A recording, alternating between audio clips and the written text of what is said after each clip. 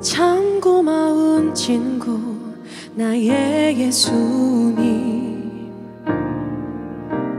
나는 깨지기 쉬운 질그릇과 같으나 때론 낙심해도 포기치 않음은 예수의 생명이 내 안에 있기에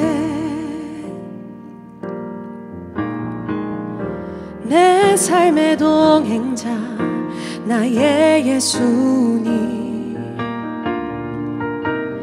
나는 기대가 없는 어린 나귀 같으나 내 쓰러져도 다시 일어남도 예수의 생명이 내 안에 있기에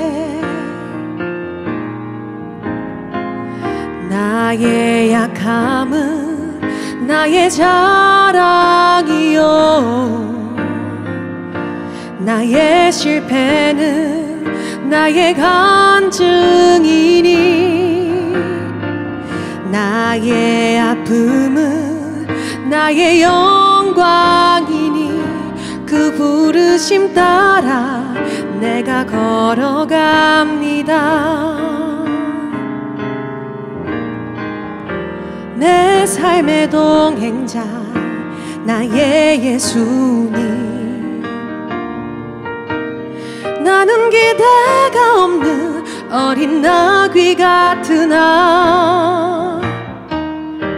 내 쓰러져도 다시 일어남도 예수의 생명이 내 안에 있기에 나의 약함은 나의 자랑이요 나의 실패는 나의 간증이요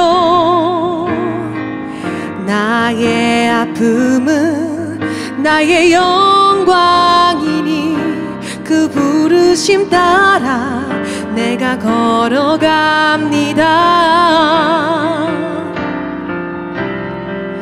나 가난함은 나의 상급이요 나 미련함은 나의 자랑이요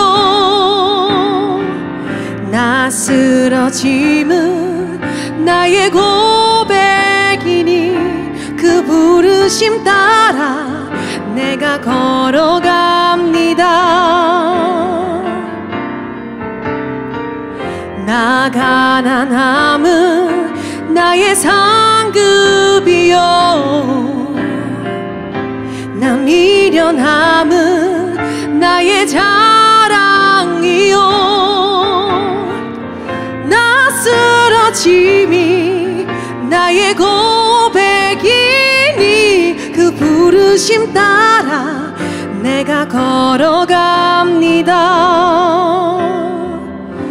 그 부르심 따라 내가 걸어갑니다.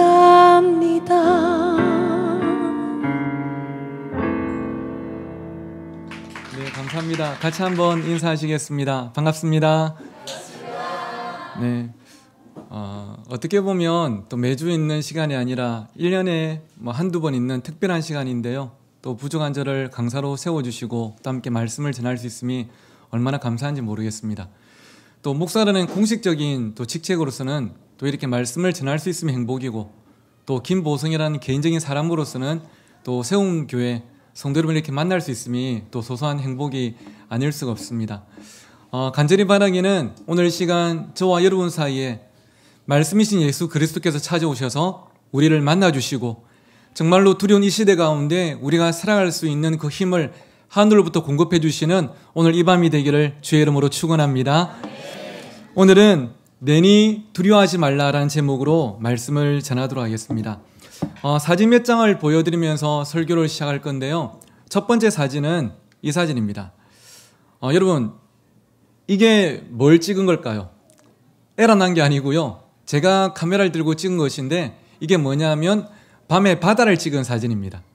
제가 청년들을 데리고 이제 필리핀의 비전 트립을 갔을 때에 필리핀 남부에 있는 민다나오에서 또 북부에 있는 루송까지 36시간 동안 배를 타고 이동을 해드렸습니다.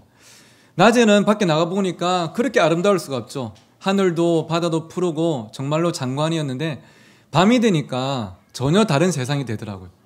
진짜 캄캄한 흑암 가운데서 한치 앞을 알 수 없는, 야, 여기 혼자는 절대 내가 서 있지 못하겠다는 그 두려움이 찾아왔던 그때가 생각이 납니다. 그 다음 사진 보시면요, 여러분 혹시 이 길 보신 적 있습니까? 중국 장가계에 있는 반상공로라는 길입니다. 야, 이런 길이 있고 또 이런 길을 운전해서 가는 분이 계시더라고요. 그러니까 이 길을 한번 운전하고 나면 아무리 부산은 운전이 빡시다 하더라도 여기 비하면 부산은 정말 양반일 것 같습니다. 또 어떤 사진을 제가 가져왔냐면, 여기는 여러분 좀 어딘지 익숙하시죠? 예, 에베레스트 산이 있는 히말라야 산맥입니다. 지금도 수많은 등반가들이 이 길을 찾고 있는데요, 혼자서 가기는 힘들기 때문에 쉐르파라고 하는 그 지역에서 누구보다 그 길을 잘 알고 있는 사람들에게 앞을 맡기고 이제 사람들이 그 길을 따라가게 됩니다. 여러분, 제가 방금 세 장의 사진을 보여드렸는데 혹시 이 세 장의 사진을 보시면서 동일하게 느꼈던 한 가지의 동일한 그 감정이 있습니까? 어쩌면 그것은 두려움이겠죠. 한치 앞을 알 수 없는 우리의 인생길과 참 많이 닮았다는 점에서 우리는 이 길을 보면서 두려움을 느끼게 됩니다. 내 나름대로는 최선을 다하지만 내가 어떻게 예상할 수 없는 나의 미래, 내 힘으로 넘어설 수 없는 문제들 앞에서 참 작고 초라한 우리들의 모습을 보기 때문이에요. 지금 우리가 살아가고 있는 이 시대를 한 단어로 표현하자면 저는 아마 불확실성이 아닐까 싶습니다. 우리도 나름 대부분 다 공부를 했고 또 대학을 졸업을 했을 것이고 지금도 각자 어떤 분야에서 전문인으로서 일하고 있지만 우리 모두가 절대 알 수 없는 한 가지가 있다면 바로 2021년 11월 14일 아니겠습니까? 11월 13일을 살아가고 있는 우리는 11월 14일을 알 수가 없어요. 안다면 뭔가 우리가 대처를 하고 준비했겠지만 알 수가 없기 때문에 우리 마음 가운데 두려움이 있는 것이죠. 저희 집에 딸이 있는 거는 이제 대부분 다 알고 계실 겁니다. 이제 민채란 딸이 초등학교 5학년이 됐는데요. 지난주에 그 자가격리를 하게 되었습니다. 학교에서 수업을 받고 있는데 이제 제 딸이 다니고 있던 울산의 한 미술학원에서 민채랑 같이 수업을 받는 한 아이가 확진이 됐고요. 그리고 이 소식이 이제 제 아내를 통해서 학교로 전달된 것이죠. 그리고는 민채가 집에 와가지고, 우리 민채가 좀 눈물이 없는 아이거든요. 그런데 엄마 앞에서 펑펑 울었답니다. 왜 울었냐 물어보니까 학교로 연락이 와가지고 이제 검사 받고 자가격리로 가야 되니까 이제 짐을 싸는데 그 같은 반에 있는 직구전 남자아이들이 야, 확진자 했는데 그 순간에 애가 꾹 참았는데 집에 와서 엄마를 보자마자 눈물이 터진 거예요. 그리고는 일주일 동안 이제 자가격리를 하게 되었는데요. 여러분, 만약에 민채가 그날 학원에서 확진이 된 친구랑 수업할 줄 예상했다면 민채 엄마가, 아내가 민채를 학원에 보냈을까요? 안 보냈을까요? 안 보냈을 것입니다. 하지만 몰랐기 때문에 보낼 수밖에 없었고 생각지도 못한 그 결과를 맞이할 수밖에 없었죠. 저희 아버지는 평생을 은행에서 일을 하시다가 1997년에 IMF가 왔을 때 은행에서 명예퇴직, 좀 고상하게 말하면 명예퇴직, 있는 그대로 말하면 쫓겨나셨습니다. 그리고는 퇴직금 받은 거랑 퇴직금보다 더 많은 금액을 대출을 받으셔가지고 창원 중앙동에 한 건물을 사셨어요. 그래가지고 술을 이빨 드시고요. 밤에 오셔가지고 저하고 여동생을 불러내가지고 보성아, 지영아, 이거 봐라. 앞으로 이게 너를 미개 살릴 게다. 이 빌딩이 가격이 오르고 가치가 커지면서 이게 이제는 우리 가족을 책임질 거라 생각했는데 평생 은행에서 돈을 만지시던 분인데 왜 그런 결정을 하시는지 몰랐는데요. 아버지가 건물을 사시고 중앙동이 상권이 1년 만에 죽어버렸어요. 상권이 상남동으로 옮겨가 버렸어요. 그리고는 지상 3층, 지하 1층 건물에 한 층도 사람이 들어오지 않았어요. 그때부터 그 7억짜리 건물이 저희 집에 빚덩이가 되었죠. 20년이었습니다. 돌려막기 20년. 제가 7년 동안 준비했던 유학을 포기하고 그 모든 돈들을 아버지 빚감대에 쏟아부어야 됐고요. 아버지가 수갑 차지 않으려고 하면 제 모든 돈들을 다 보내야 됐습니다. 여러분, 만약에 중앙동에서 상권이 상남도로 옮길 것을 아셨다면 그 건물 사셨을까요? 여러분 같으면 샀겠습니까? 예상하지 못했어요. 우리 나름대로는 최선을 다해 오늘을 살아가고 있지만 내일을 알 수가 없는 불확실성 가운데 우리는 살아가고 있습니다. 오늘 이 자리에 우리 대부분이 한 아이의 엄마와 아빠인데요. 우리 아이들을 우리가 사랑하고 최선을 다해 키우지만 내 아이가 앞으로 어떻게 자라게 될지 우리가 책임질 수 없는 부분이 있으며 우리가 알 수 없는 부분이 존재를 하는 것이죠. 이런 우리의 삶이기 때문에 늘 우리 가운데 자리 잡는 감정이 fear, 두려움입니다. 아이를 키우면서도 사업을 하면서도 사역을 하면서도 우리는 두려움과 직면하며 살아가고 있어요. 이런 우리에게 필요한 것이 여러분 무엇일까요? 저는 그것이 바로 오늘 이 부흥의 주제처럼 바로 우리의 삶의 길이 되시고 우리의 삶을 책임지시는 바로 하나님의 말씀인 줄 믿습니다. 하나님의 백성은 나의 성견 지명과 나의 지식과 경험으로 사는 것이 아니라 하나님의 백성은 하나님이 주신 말씀으로 살아가는 존재들인 줄 믿습니다. 이 자리에 계신 분들 다 이제 대부분 다 이제 우리 울산 사나이도 계시지만 대부분 다 부산 분들이라서 뭐 울산에는 부산이나 똑같이 프로야구하면 롯데 아니겠습니까? 그렇죠? 근데 저도 롯데가 창단되는 해부터 롯데의 찐팬이거든요. 근데 참 저 같은 롯데 찐팬들이 참 안타깝죠. 예, 웃을 일보다 울 일이 더 많고, 예, 참 감사할 때보다는 빡칠 때가 더 많은데, 저 같은 찐팬들이 잊을래야 잊을 수가 없는 참 아픈 숫자가 있습니다. 그게 뭐냐면 앞에 화면에 있는 지금 웃으시는 분들은 이거 아시는 분들이죠. 8888577이라는 숫자입니다. 이게 뭐 비밀번호, 이 도어락 비밀번호 같은데요. 알고 보니까 이 숫자가 뭐냐면 2001년부터 2007년까지 롯데 자이언츠의 성적이었어요. 8등, 8등, 8등, 8등, 5등, 7등, 7등. 그것도 지금처럼 프로야구 구단이 10개일 때가 아니고 8개일 때 늘 8등을 했습니다. 그러니까 늘 꼴등이었던 거죠. 그러다 보니까 이때부터 롯데가 생긴 별명이 뭐냐 하면 두 글자로 꼴대였습니다. 늘 꼴찌라는 롯데라고 꼴대가 되었어요. 이 부산 마산 아재들이 빡친 거예요. 해가지고 플랜카드 걸고 구단은 조치를 취해라 막 데모를 하고 소주병 던지고 난리가 나니까 그때 롯데 구단이 취했던 특단의 조치가 무엇이냐. 한국 프로야구 최초로 외국인 감독님을 모셔왔습니다. 맞아요. 그분이 바로 앞에 계시는 제리 로이스트라는 감독이었죠. 근데 늘 지던 팀이 꼴찌라는 팀이 이 감독님 부임하시고 놀라운 변화가 일어났습니다. 늘 꼴찌였던 그 팀이 그 해에 3위를 했고요. 가을 야구에 진출했고 가을에도 우리는 봉다리를 쓰고 함께 응원을 했습니다. 그 다음에도 마찬가지였어요. 늘 지던 팀이 이기는 팀으로 바뀌어버린 거예요. 신기했죠. 수많은 기자들이 취재를 했습니다. 선수를 붙잡고 물어봤어요. 비결이 뭐냐고. 그런데 모든 선수들이 똑같이 했던 한마디가 이것이었습니다. 아침부터 밤까지 감독님 우리를 모아놓고 빡시게 훈련시킨 게 아니라 늘 함께 모일 때마다 시합에 임할 때마다 화이트보드에 적어놓고 함께 기억하게 만들었던 한 문장이 있었다. 그 문장이 뭐였냐 하면 바로 No fear. 두려워하지 마라. 시합을 하다 보면 이길 때도 있고 질 때도 있다. 잘할 때도 있고 못할 때도 있는데 무엇보다 너희들 이 마음속에 자리 잡고 있는 두려움을 먼저 걷어내라. No fear. 이 No fear 스피릿이 그 팀을 바꿨다고 하더라고요. 두려워하지 마라. 여러분, 스포츠뿐이겠습니까? 우리 인생이 그렇지 않은가요? 우리 인생이 무엇으로 가장 크게 달라지냐 하면 내가 어떤 라이센스라는 게 더 갖추었다? 내 연봉이 더 커졌다? 내 자녀가 내가 그토록 꿈꾸던 유치원에 갔고 학교에 갔다? 그것이 아니라 우리 마음 가운데 있는 두려움을 걷어내고 그 두려움 있던 자리에 하나님 향한 믿음으로 채우는 것이 우리 인생의 가장 중요한 가치인 줄 믿습니다.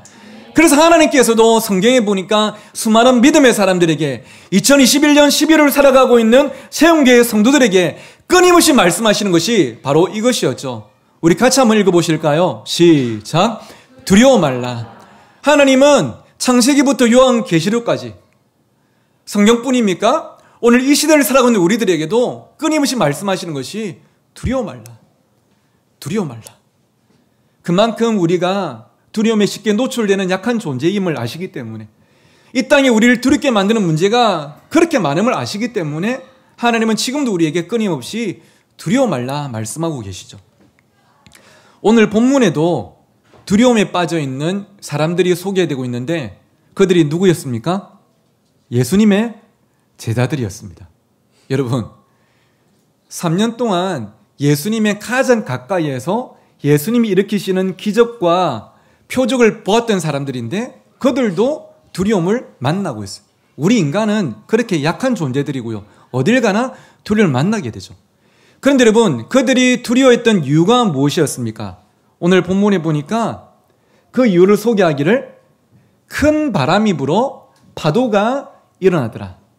늦은 밤 시간에 예수님의 제자들이 배를 타고 바다를 건너고 있는데, 갑자기 큰 바람이 불어와서 배가 흔들리기 시작하고 생명의 위협을 받게 된 거예요. 그러니까 자연스럽게 그들의 마음 가운데 두려움이 찾아온 것이죠. 그런데 한글 성경에 큰 바람이라고 번역되어 있는 이 단어 원어를 보니까 헬라어로는 아네무 메갈루인데요. 아네무 메갈루를 영어 성경에는 뭐라 번역했냐면 게일이라는 단어로 번역했습니다. 게일이 뭔가 제가 한번 찾아보니까, 게일은 초속 15m짜리 강풍이에요. 그런데 기상학에서 초속 20m가 되면 그것을 뭐라고 하냐면 태풍이라고 합니다. 다시 말하면 지금 그들이 배를 타고 건너고 있는 그 바다 위에 불어왔던 바람은 그냥 그들 배를 한번 휘청이게 만드는 바람이 아니라, 우리가 흔히 태풍이라고 말하는 그 강한 바람에 가까운 그 큰 바람이 불어왔다는 것이죠. 여러분, 30-40년 정도 살아보니까 우리 인생도 참 비슷하다 느끼지 않습니까? 바람 없는 인생이 어디 있습니까? 바람 없는 가정이 없고 바람 없는 교회도 없어요.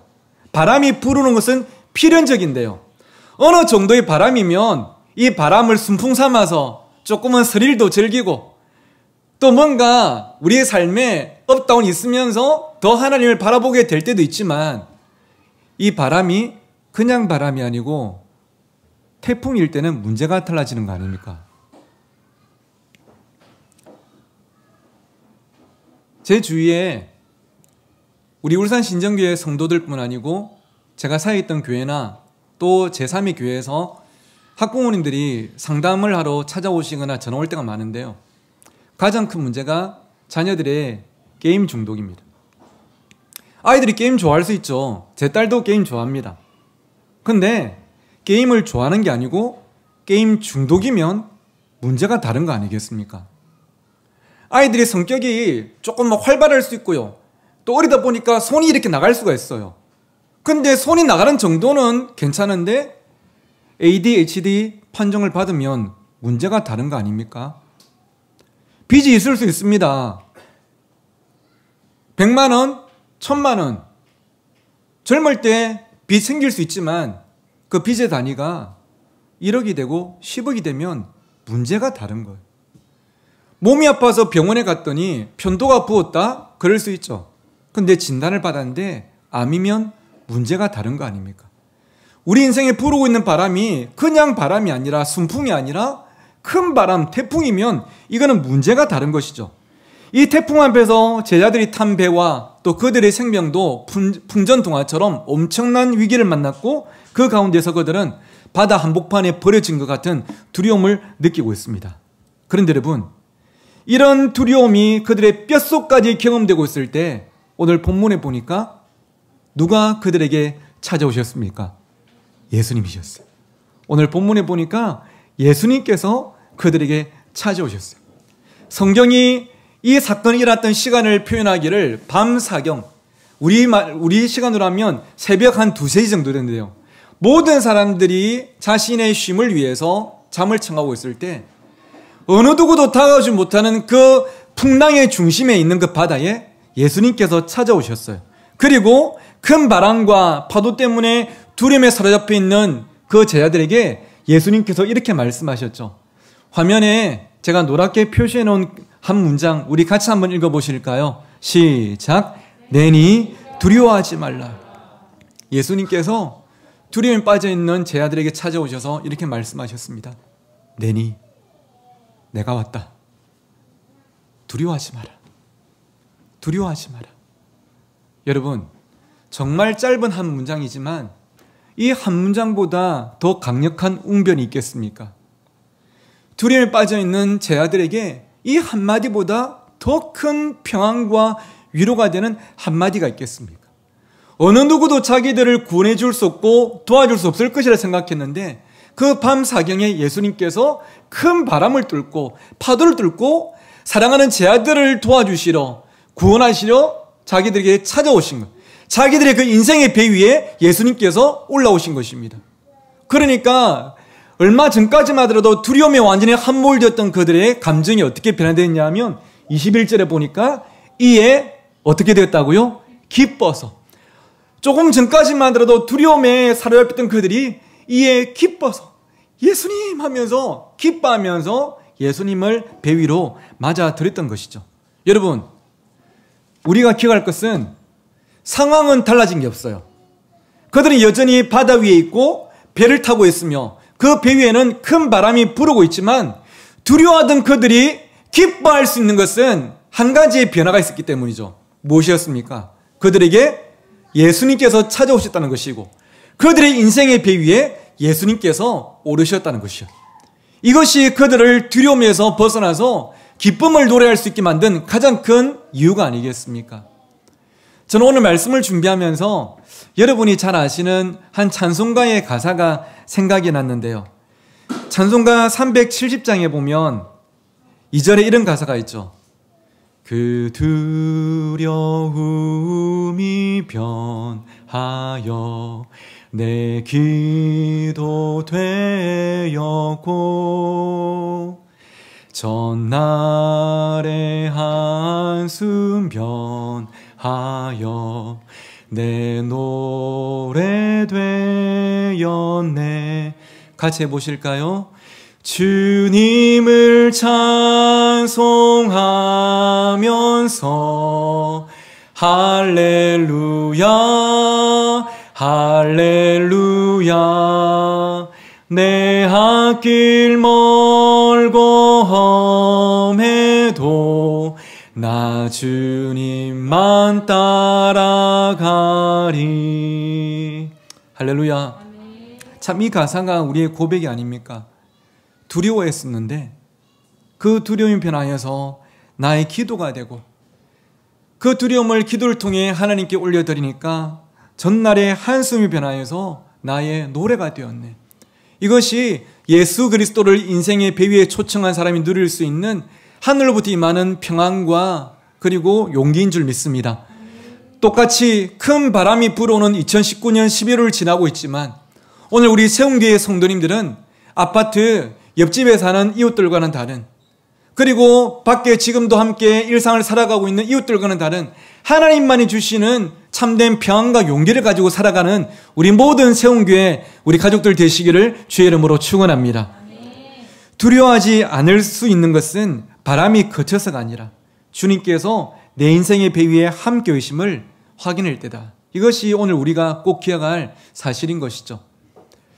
지금은 오늘 이 자리에 있는 우리 여성도님들, 애기 엄마들처럼 30대의 한 주부가 되고 엄마가 되고 아내가 된 유라라는 제자가 있습니다.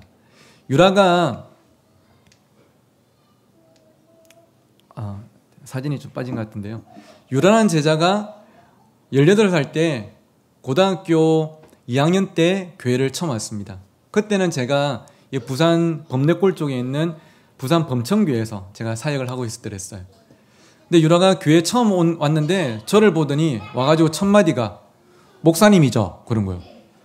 니 어떻게 알았노? 하니까 양복 입고 있네요 하면서. 저 한영희 친구인데요. 오늘 교회 처음 왔어요. 앞으로 잘 부탁드릴게요 하더라고요. 보통 교회 처음 온 아이들은 막 뻘쭘해하고 눈치 보고 하는데 얘가 조금은 달랐습니다. 그리고는 교회 매주마다 와서 함께 교제를 하는데 아이가 참 긍정적이고요. 밝고 착하고 너무 괜찮은 거예요. 근데 같이 매주마다 예배도 드리고 제자 훈련하면서 기도 제목도 나누고 밥 먹으면서 같이 삶도 나누고 하면서 이 밝은 모습 그 뒤에 감춰져 있는 유라의 마음에 있는 그 삶들을 조금씩 알게 되었습니다. 유라가 초등학교 입학하기 전에 부모님 두 분이 안타깝게도 이혼을 하셨는데 이혼의 이유는 아버지의 알코올 중독 때문이었다고 합니다. 술만 드시면 다른 사람이 되버린 아버지가 집에 들어오셔서 집기를 부수고 가족들한테 폭언과 심지어 폭행까지 하시면서 가족들이 참 많이 힘든 시간을 참아내었죠. 그러다가 더 이상은 참지 못하시고 어머니가 이혼을 하셨는데 이혼을 하면서 유라 엄마랑 유라 오빠가 따로 살게 되고 유라 아빠랑 유라가 따로 살게 되었습니다. 술 때문에 가정이 깨어졌음에도 불구하고 아버지의 알코올릭은 멈추질 않았고 집에 혼자 있는 이 초등학생, 중학생 유라에게 폭언과 폭행이 계속적으로 반복이 되었다고 합니다. 그러다가 고등학교에 진학을 하고 저는 처음에는 교회를 열심히 다니던 한영이가 친구 유라를 전도로 해서 교회에 온 줄 알았습니다. 근데 알고 보니까 하루는 한영이가 유라에게 유라야 너 교회 다니지? 밥 먹을 때 보니까 기도하고 먹는 거 보고 교회 다니는 줄 알았는데 나 교회 좀 데려가 주면 안 돼? 뭔가 붙잡을 끈이 필요했던가 봅니다. 그렇게 해서 교회를 오게 되었더라고요. 근데 참 감사하게도 하나님께서 물론 유라의 그 구원과 또 유라에게 주실 사랑과 은혜를 준비하셨고 또 유라가 참석했던 첫 번째 수련회에서 말씀을 통해서 유라를 인격적으로 만나 주셨습니다. 그러면서 마치 스펀지가 물을 빨아들이듯이 유라가 믿음 가운데 참 잘 자라게 되었습니다.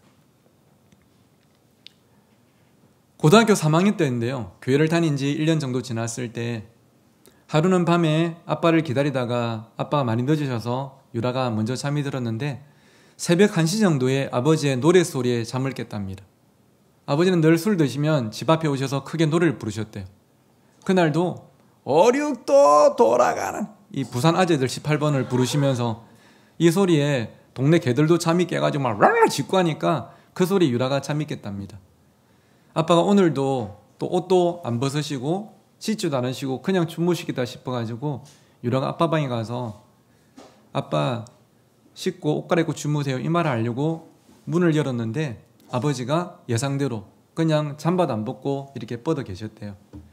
그래서 유라가 그 아빠한테 딸로서 딱 한마디를 했답니다.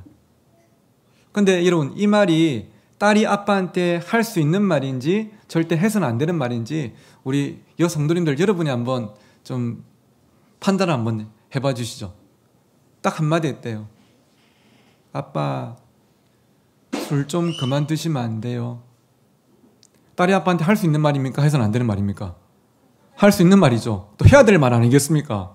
아무리 아빠라도 아빠를 예우하면서 아빠 마음껏 드세요. 인생 한 번이잖아요. 이건 아니지 않습니까?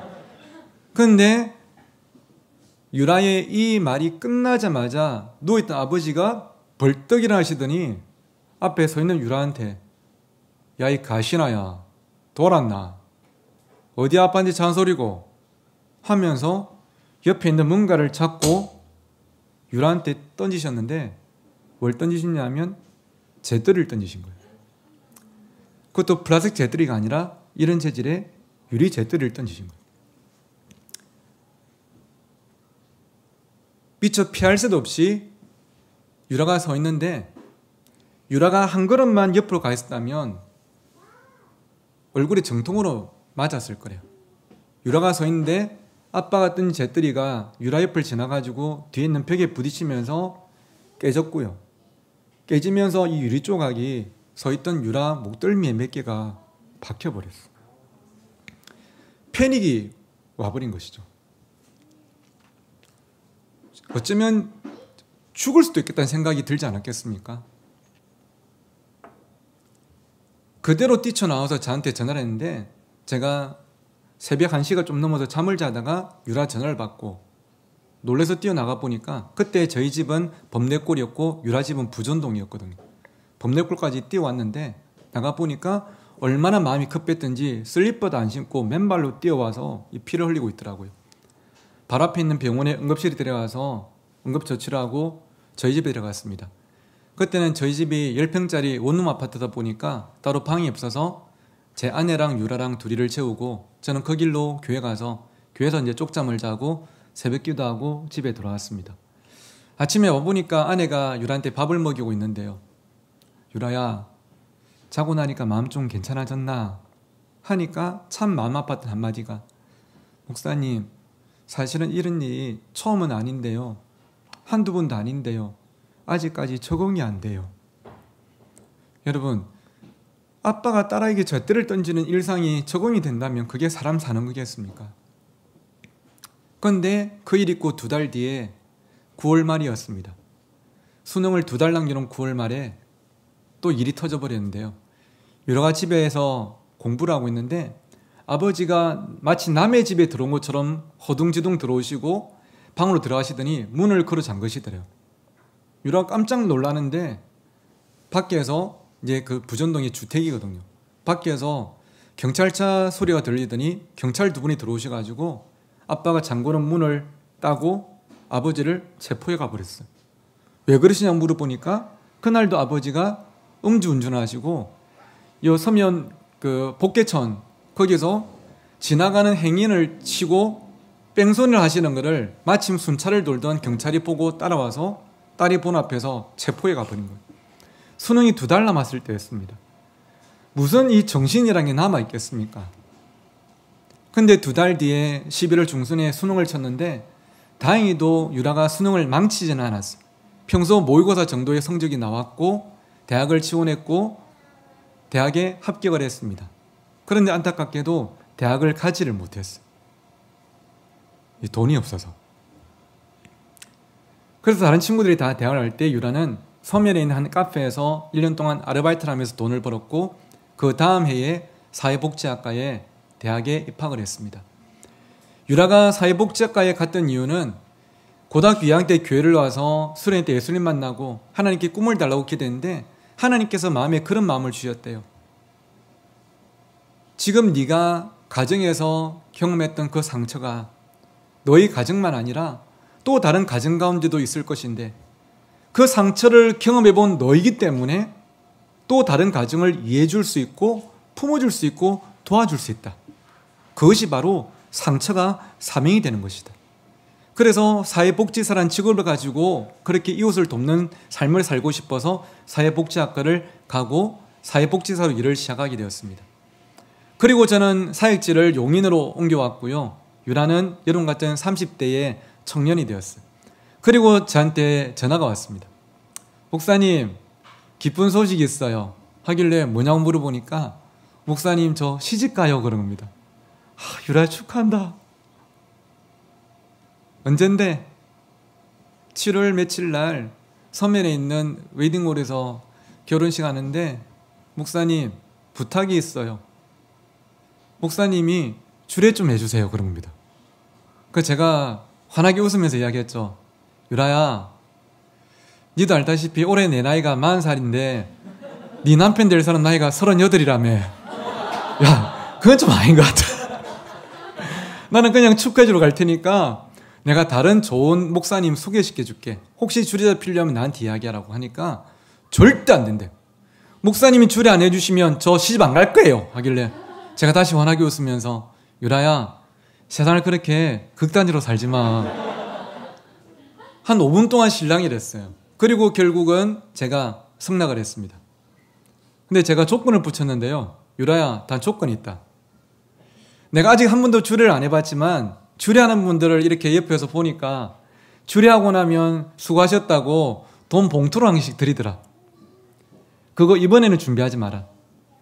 내가 다음에는 주례하게 되면 다른 사람들한테 받을지 모르겠지만 이번에는 준비하지 마라.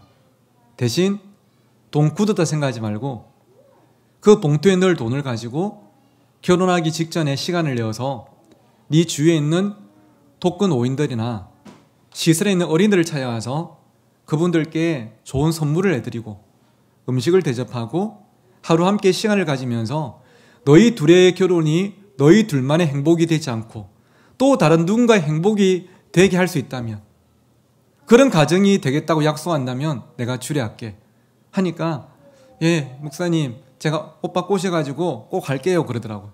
그래서 콜 약속을 하고 제가 이제 주례하러 7월 달에 내려왔더랬습니다. 그래서 이제 그 웨딩홀에 올라가서 엘리베이터 딱 내렸는데요. 제가 들어가니까 또 이 남편이랑 제가 좀 닮았더라고요. 사람들이 저보고 축하합니다 막 인사를 하길래 제가 처음에는 저 아닌데요 하다가 인사를 계속 하시더라고요. 나중에는 예 감사합니다 하고 이제 앞으로 나가가지고 주례를 했는데, 결혼식이 끝나고 그 다음 주에 이제 다들 가는 그 신혼여행 기간에 유라도 남편도 재정적으로 어려움이 많아가지고 그 흔한 신혼여행을 가지를 못했고요. 대신 그 주간에 저랑 약속했던 그 약속을 지키기 위해서 경남 함안에 어르신들만 살고 있는 마을에 찾아갔습니다. 가서 답사를 통해서 확인한 것처럼 아주 좀 칙칙한 벽에 페인트칠을 예쁘게 해드리고 준비한 선물과 음식을 가져가서 대접을 하고 안마도 해드리고 같이 이야기도 나누고 하루 시간을 가지고 그 브이로그를 찍어서 저한테 보내왔더라고요. 그리고 그 다음 주에 당시 제가 사역하고 있던 용인 향상교회에 인사로 찾아왔습니다. 제가 그랬어요. 제안을 했습니다. 유라야, 네가 5분만 간증 좀 해주라. 얘 제자인 네가 지금 내 제자들 앞에서 네가 하나님을 믿게 되고 변화된 네 삶에 대해서 5분만 간증 좀 해주라 하니까 유라가 120명의 아이들 앞에 서가지고 이야기했던 것을 제가 잊지를 못합니다.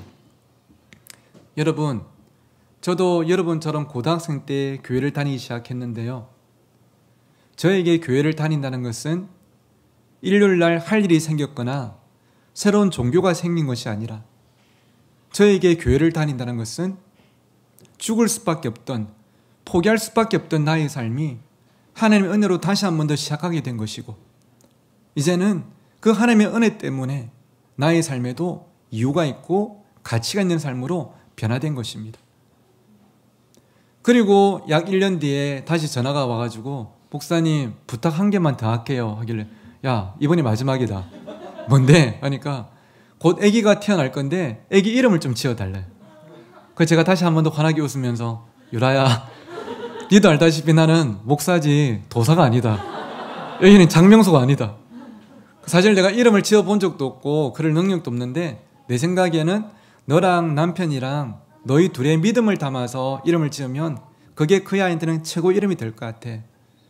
그리고 얼마 뒤에 아기가 태어났는데요. 아기가 진짜 예뻐서 제가 사진을 준비했는데 좀 보여드리고 싶은데, 아기 이름을 하민이라고 지었습니다. 하나님 할 때 하, 백성 민자. 그래서 하민이가 태어날 때 탯줄을 끊고 유라가 하민이를 품에 안고 그렇게 이야기하셨대요.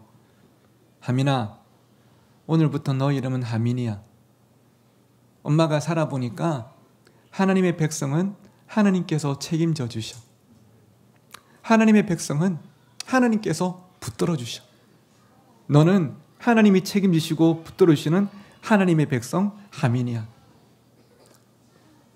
지금도 수영로교회 출석하면서 신앙생활을 참 열심히 하고 있고요. 그리고 지금도 또 이웃들을 위해서 참 귀하게 살아가고 있습니다. 삶이 아주 화려하게 바뀌진 않았어요. 해운대에 있는 큰 아파트도 없고, 여전히 유라 남편도 유라도 사회복지사로서 그렇게 많지 않은 월급을 받고 살아가고 있지만, 하지만 예전에 없던 하나님께서 내 인생의 배에 오르셔서 나와 함께 하심이 그 가정의 가장 큰 복으로 경험되고 있는 것이겠죠. 여러분, 오늘 세운교회 이 자리에 계시는 여러분 모두의 가정이 예수님께서 인생의 배 위에 오르심으로 정말 그것이 가장 복으로 경험되는 여러분 모두의 가정과 교회가 되시기를 주의 이름으로 축원합니다. 그분이 우리 안에 계실 때에 우리는 내일을 두려워하지 않을 수 있는 용기가 생깁니다. 왜냐하면 그분이 가장 잘 아시기에, 그분이 나를 책임져 주실 것이기에 우리는 내일을 기대하며 발걸음을 옮겨 나갈 수가 있는 것이죠. 제가 작년 5월 달에 울산 신정교회 이제 부임을 했고요. 이제 1년 반 정도 지났는데, 올해부터 이제 저희 교회가 새롭게 좀 시작하는 이웃들을 섬기는 사역이 있습니다. 세운교회도 이웃들을 향해서 늘 마음을 가지고 발걸음을 옮기는 것을 저도 늘 보면서 마음을 응원하고 있는데요.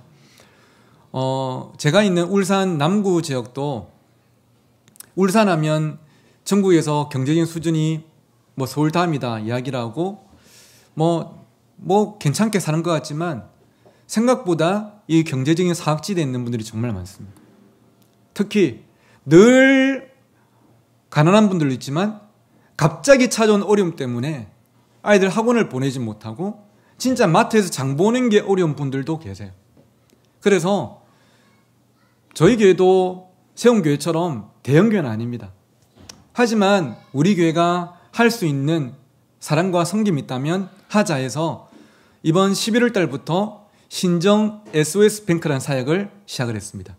이게 뭐냐 하면 아까 말씀드린 것처럼 다급한 경제 어려움이 생긴 분들에게 지금 뭔가 조금 추스릴 수 있는 100만 원 정도를 그냥 조건 없이 빌려드린 겁니다. 그냥 드린 게 아니고 빌려드린다 말한 것은 이분이 내가 언젠가는 건강을 되찾고 직업을 만들어서 이거를 받은 사랑을 내가 갚아야 되겠다. 이 의지를 좀 가질 수 있도록 동기부여하는 것인데 사실은 갚지 않아도 되는 것입니다. 상환 기간도 없고 그리고 본인이 갚을 능력이 됐을 때 우리 교회로 갚는 것이 아니라 또 다른 어려운 이웃에게 갚아도 됩니다. 그냥 100만 원을 이렇게 일어나시라고 힘내시라고 도와드리는 거죠. 참 좋은 일인데 얼마나 성도들이 이 어려운 시기에 이 사역에 마음을 모아줄까 두려움이 없지가 않았습니다.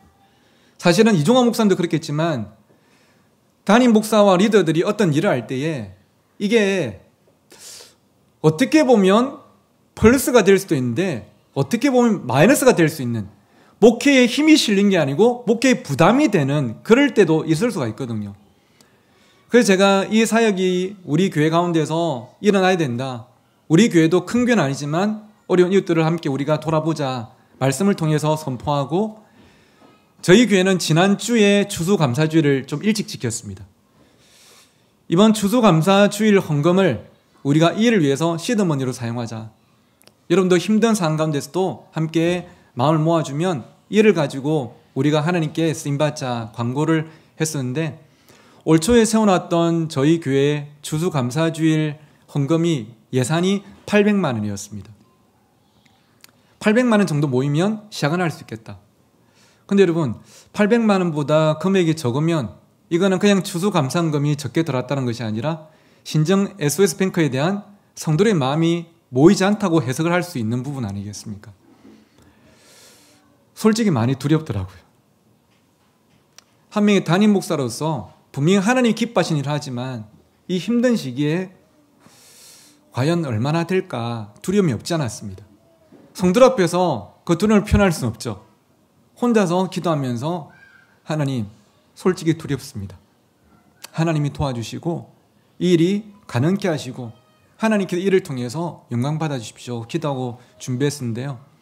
지난주에 추수감사주일을 지키고 추수감사금을 함께 드렸었는데 예산이 800만 원이었는데 그 주간만 결산이 4천만 원이 들어왔습니다. 제가 재정부로부터 그 소식을 듣고요. 그냥 눈물이 쏟아지는 거예요. 두려웠던 만큼 눈물이 쏟아지는 거예요. 돈이 많이 들어와서가 아니었어요. 물론 그것도 감사한 제목이겠지만 울산 신정교회 성도의 마음이 하나라는 것. 하나님께 쓰임받고자 하는 이 일에 마음이 하나가 됐다는 것. 그리고 우리 교회가 나갈 방향이 하나님 보실 때도 결코 틀리지 않고 하나님께서 응원하고 계시다는 느껴서 너무 감사하더라고요. 그 제 마음속에 드는 마음이 그것이었어요. 두 가지였는데요. 하나는 보성아, 내가 울산 신정교회와 함께한다. 너희 교회를 통해서 영광 받겠다. 이 마음을 주셨고 한편으로는 저도 금액을 들으면서도 이해가 안 됐어요. 어떻게 이 어려운 시기에 성도들이 이렇게 많이 헌금을 했을까? 그런데 제가 사흘 전에 한 여집사님을 통해서 그 이유를 스스로 깨닫게 됐습니다. 며칠 전에 연세가 70이 되신 할머니 집사님이 저를 찾아오셔서 잠시 이야기를 좀 나누자고 하셨어요. 그리고 말씀하시기를 목사님이 우리 교회 다음 세대들 유치부 아이들부터 청년들까지 늘 아이들에게 베푸시는 모습이 저에게도 큰 도전이 되었습니다. 그래서 저도 언젠가 하나님께서 부르실 것인데 하나님께 부르심 받기 전에 한 번은 우리 교회 다음 세대들을 위해서 헌신하고 싶은 마음을 주셨습니다. 그러면서 올 1월 달부터 10월 말까지 그분이 울산에 있는 한 장애인 시설에서 파트타임으로 일을 하셨는데요. 한 푼도 쓰지 않고 남편은 시내버스 운전하십니다. 70대 어르신 운전하시는데 아시겠지만 시내버스 운전하시는 분이 얼마나 벌겠습니까? 그런데 그만큼 경제를 어려워서 이분이 함께 맞벌이 일하기 시작하셨는데 그 돈을 한 푼도 쓰지 않고 모은 게 10개월 동안 600만 원이래요. 100만 원짜리 수표 6장을 저한테 주시면서 목사님, 이 돈을 우리 교회 다음 세대들을 위해서 귀하게 써주시면 좋겠습니다. 어르신이다 보니까 그 표현 그대로 옮기자면 우리 어린아이들 책받침 하나씩이라 좀 사주시고 예전에는 책받침이 필수였지 않습니까? 그러니까 누구만 수혜를 받지 않게 유치부부터 청년까지 모든 아이들이 하나씩은 뭔가 받을 수 있게 해주시고 남은 금액은 어린 아이들에게 장학금으로 써주십시오. 제가 그 앞에서 눈물이 제가 쭉 흐르면서 집사님께 울먹이면서 여쭤봤어요. 집사님, 이 귀한 돈 헌금하시면 힘들지 않으십니까? 남편 노집사님 안 그래도 이제 몸도 안 좋으셔가지고 연세도 다져서 일도 못하실 때가 다 됐는데 이제 조금 준비하고 모아놓으셔야 되지 않습니까? 근데 그분의 대답이 어떻게 신정 엘스뱅크 사회 가운데 성들이 이렇게 마음을 모으시는가 답을 얻었어요. 딱 한마디였습니다. 목사님, 하나님을 사랑하는 하나님의 백성은 하나님께서 책임지지 않으시겠습니까? 그 한 가지를 믿기 때문에 저희 가장 소중한 것도 드릴 수가 있습니다. 아, 이것이구나. 정말 그분이 내 인생의 배우로 오셔서 이 밤 사경에 큰 바람을 뚫고 오셔서 배 위에 내 곁에 함께 하심을 내가 믿는다면 그분의 사랑이 오늘도 나의 가정과 우리 교회를 향하고 계심을 내가 믿는다면 우리는 너무 먼 미래를 염려하지 않고 담대하게 내일을 향해서 발걸음을 옮겨 나갈 수가 있는 것이구나. 할렐루야. 이것이 큰 바람이 불어오고 있는 이 아네몬 메갈루 속에서 게일 속에서 정말 믿음으로 살아가는 여러분의 하루하루의 발걸음이 되시기를 주의 이름으로 축원합니다. 그럴 때 우리는 정말로 제자들처럼 기뻐하면서 예수님과 함께 행복한 동행을 이어갈 수가 있는 것이죠. 그런데 한 가지의 사실만 좀 더 살펴보고 설교를 마무리하려고 합니다. 오늘 이 본문의 사건은요, 예수님의 제자들이 늦은 밤에 배를 타고 바다를 건너가다가 큰 바람을 만나게 되었어요. 그런데 우리 세운교회 성도님들은 조금 클래스가 있으시니까 제 질문에 답을 다 하실 수 있을 것 같은데 질문 하나 드려보겠습니다. 그렇게 어려운 거 아닙니다. 네, 우리 안 사이에 제가 또. 자, 질문 드려볼게요. 그들이 그날 밤에 바다에서 태풍을 만난 것은 예수님께서 절대 바다에 가지 말라고 말씀하셨는데 그 말씀에 불순종하고 가서 태풍을 만났겠습니까? 아니면 예수님께서 가라고 말씀하셔서 그 말씀에 순종하고 갔는데 태풍을 만난 것이겠습니까? 전자일까요? 후자일까요? 전자다. 한번 손 들어보시겠어요? 전자다. 오케이. 아무도 없으시고 다행입니다. 자, 후자다. 그렇죠. 지금 손 드셔야죠. 정답은 후자예요. 성경에 보니까 같은 사건을 다루고 있는 병행 본문인 마가복음 6장 45절을 보니까 이렇게 말씀하십니다. 예수께서 즉시 제자들을 제초가사라고 말씀하세요. 이 사건 바로 앞에는 어떤 사건이 있었냐면 여러분 잘 아시는 오병이어 사건이 있었습니다. 보리떡 5개와 물고기 2마리를 가지고 남자만 5,000명, 여자와 아이까지 약 2만 명을 먹이시는 엄청난 기적이 일어났어요. 여러분, 예수님의 제자들은요, 그 현장에 있었습니다. 현장에 있는 그들의 이 아드레날린이 어떻겠습니까? 똑같은 우리가 나오나 쇼라도 유튜브로 보는 거랑 그 현장에서 보는 거랑 다른 것처럼 예수님께서 기적을 일으키셨다더라 말로 듣는 거랑 그 기적 현장에서 자기들이 떡을 나눠주고 물고기를 나눠주고 남은 걸 거두고 얼마나 이 텐션이 올라갔겠습니까? 우리가 마치 중고등부 때 다 경험해 보셨죠? 수련회 때 은혜 받고 나면 밤에 잠이 옵니까? 막 밤새 뛸 수 있고 막 이야기하고 마피아 게임하면서 밤새 말 수 있고 이 자리를 떠나기가 싫어요. 예수님의 제자들도 이 지금 기적이 난 이곳을 떠나고 싶지 않았습니다. 머물고 싶었는데 예수께서 즉시 제초가사 그들을 떠나보내셨어요. 배를 타고 바다를 건너가라. 예수님 여기 있고 싶은데요. 가라. 빨리 가라. 예수님께서 보내셨다 말씀합니다. 자, 그런데 여러분, 여기서 우리는 한 가지 궁금한 점이 생깁니다. 예수님께서 보내셨다면, 예수님의 말씀에 순종해서 갔다면 그들이 간 바다는 어떤 바다야 당연합니까? 그 바다는 태풍이 부는 바다가 아니라 바람 한 점 없는 평온한 바다야 당연한 것이겠죠. 예수 믿는 가정이라면 아무런 문제가 없는 것이 당연하다고 우리는 생각합니다. 그런데 예수님 말씀에 순종해서 바다로 나아갔는데 왜 그들은 그 바다에서 태풍을 만났습니까? 바꿔서 이야기해 볼까요? 오늘 우리는 예수님을 믿습니다. 아멘이시죠? 그냥 예수를 믿는 정도가 아니라 오늘 이 토요일 밤에도 함께 모여서 부흥회를 할 정도로 우리는 예수님을 사랑하고 잘 믿고 싶습니다. 애기들이 울매도 불구하고 애기들을 끌어안고 이 자리에 오셨어요. 그게 오늘 세운교회 성도 여러분의 믿음입니다. 그런데 왜 여러분의 가정에 큰 바람이 불어오냐는 것입니다.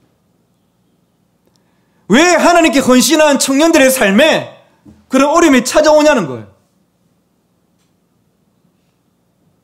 하나님께서 우리의 사정을 모르셨습니까? 아니면 우리의 문제를 하나님께서 해결하지 못해서입니까? 아닙니다. 예수님께서 보내신 그 바다에 태풍이 불어오고 있고 그 태풍 때문에 제 아들이 어려움을 당하고 있는 것은 주님의 손이 짧아서가 아니라 잔잔한 바다가 아닌 태풍이 부는 바다 위에서만 경험할 수 있는 특별한 주님의 은혜가 있기 때문이라는 것입니다. 바꾸어서 제가 한번 설명해 보겠습니다. 구약에 보면 민수기서가 있죠. 민수기서는 이스라엘 백성들의 출애굽 여정을 구체적으로 우리에게 소개하고 있습니다. 그런데 민수기서도 방금 이 사건과 동일하게 하나님께서 친히 그들의 경로를 말씀해 주셨다고 소개하고 있어요. 그들 마음대로 해가지고 이거 해가지고 경로를 정한 게 아니라 하나님께서 인도하신 대로 낮에는 구름 기둥이 밤에는 불 기둥이 이끄신 대로 그들이 따라갔어요. 그렇다면 그곳에는 고난이 있어야 됩니까? 없어야 됩니까? 없어야 되는 게 우리의 생각이에요. 그런데 여러분 보십시오. 그들은 가는 곳마다 첫 번째 비아히롯이라는 곳에서 무엇을 만나게 되냐면 홍해를 만나게 됩니다. 배 한 척 없고 아이와 어르신들이 너무나 많은데 그들은 홍해라는 너무나 넓고 깊은 바다를 만나게 돼요. 첫 번째 고난이었습니다. 두 번째는요. 그들은 신광야라는 곳에서 먹을 것이 떨어져 버리는 고난을 만나게 됩니다. 먹을 것이 있어야만 에너지를 충전하고 길을 걸어갈 것인데 먹을 것이 떨어져 버렸어요. 이게 두 번째 고난이었고요. 마지막 세 번째 고난은 르비딤이라는 곳에서 그들은 마실 물이 떨어져 버렸어요. 낮에 온도가 40도를 넘나드는 그 찌릿한 무더위 속에서 얼마나 갈증이 생기겠습니까? 물을 옆에 차고 있어도 걷기가 힘든데 그들은 마실 물이 다 떨어져 버렸어요. 여러분, 하나님께서 인도하신 경로인데 왜 그들은 가는 곳마다 이런 고난들을 만나게 됩니까? 그 이유는 홍해가 앞을 가로막고 있는 비아히롯이었기 때문에 그곳에서 그들은 바다를 가르시고 바다의 길을 내시는 바다의 주관자 살아계신 하나님을 직접적으로 경험하게 되었고 먹을 것이 떨어졌던 신광야에서 하늘 문을 여시고 보내주시는 만나와 메추라기를 먹으면서 그들은 하늘의 주관자 살아계신 하나님을 체험하게 되었고요. 마지막으로 물이 떨어져 버린 르비딤을 지나면서 그들은 땅과 반석에서 물이 쏟아지게 만드시는 땅의 주관자 살아계신 하나님을 직접 경험하게 됩니다. 그들은 비아히롯과 신광야와 르비딤을 통과하면서 그냥 귀로 들었던 하나님, 머리로 알았던 하나님이 아니라 정말 내 삶 가운데 살아서 역사하시고 나를 위해 일하시는 그 하나님을, 바다의 주관자, 하늘의 주관자, 땅의 주관자 하나님을 그들은 그들의 온 삶으로 경험하며 통과하는 것입니다. 저는 그들의 그 여정을 오늘 본문에 있는 예수님의 제 아들의 그 경험했던 사랑과 은혜를 이 한 문장으로 표현하고 싶은데요. 고난, 그곳에서만 경험할 수 있는 하나님의 은혜가 있는 줄 믿습니다. 우리 어르신들이 많이 부르셨던 복음성가, 왜 나만 겪는 고난이냐고, 누구나 한 번쯤은 던져보았을 만한 질문 아닙니까? 왜 나에게 이런 고난이 찾아왔는지. 나도 나름 신앙생활을 잘해보려고 교회에서 봉사도 하고 헌금도 하고 주일도 지키면서 심지어 목사로 헌신해서 이렇게 살아가고 있는데 왜 나의 삶에 이런 고난이 찾아오는지 우리는 이 퀘스천 마크에 대한 답을 찾을 수 없을 때가 한두 번이 아니죠. 근데 여러분, 시간이 조금 지나서 우리 인생을 돌아볼 때에 우리는 한 가지 사실을 깨닫게 됩니다. 고난, 그 큰 바람이 불어오는 그 고난의 중심에 내가 결코 혼자가 아니었다는 것. 주님께서 내 인생에 함께 하셨고 피할 길을 내시고 합력하여 선을 이루시면서 우리 가정과 우리 교회를 여기까지 이끌어 오셨다는 것. 우리는 그것을 동일하게 고백하게 될 줄 믿습니다. 그래서 사랑하는 세움교회 성도 여러분, 오늘은 강사라기보다 아까 우리 이종화 목사님께서 소개하신 것처럼 여러분과 몇 차례 만남을 가지다 보니까 여러분 한 분 한 분의 이름과 얼굴을 제가 다 연결하지는 못하지만 하지만 앞에 서니까 이분이 세움교회 성도님이었지. 한 분 한 분이 다 생각이 나요. 같은 신앙의 친구로서 동역자로서 여러분의 삶을 응원합니다. 많이 힘드시겠지만 하지만 지금 내 인생의 배 위에 찾아오신 예수 그리스도, 그분을 붙잡고 내니 두려워하지 말라, 이 말씀에 귀를 기울이며 여러분의 인생의 항해를 계속 감당해 나가는 우리 모든 성도님들이 되시기를 주의 이름으로 축원합니다.